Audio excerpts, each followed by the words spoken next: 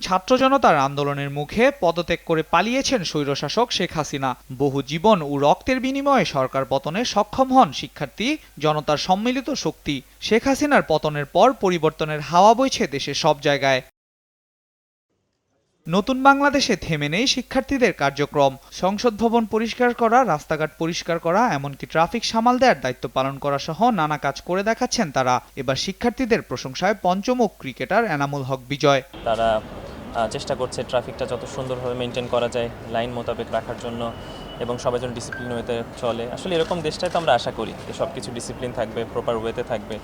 কোটা সংস্কার আন্দোলনে সহিংসতায় নিহত এবং আহত হয়েছে বহু মানুষ। মিরপুরে গণমাধ্যম কর্মীদের সাথে আলাপকালে একটি শান্তিপূর্ণ দেশ প্রত্যাশা করেন বিজয়। আমার ফ্যামিলি নিয়ে জেগে আছি, পিচ্চিকে আমি রাখছি, আমি নিচে গেছি, দেখি কি অবস্থা, সবাই দেখছি নিচে নেমে আসছে। অবশ্যই আমাদের এরকম দিন আমরা আশা করি না। তা আমরা সবাই শান্তভাবে শান্তিতে একটা দেশ পরিচালনা হোক, সবাই সবার জায়গা থেকে তাদের ফ্যাসিলিটিটা পাক, যেটা আমাদের মৌলিক 5টা অধিকার আছে সেই অধিকারগুলো আমরা পেয়ে থাকি। 9 আগস্ট দুটি 4 দিনের ম্যাচ এবং 3টি ওয়ানডে ম্যাচ খেলার জন্য পাকিস্তান সফরে যাবে বাংলাদেশ এ দল।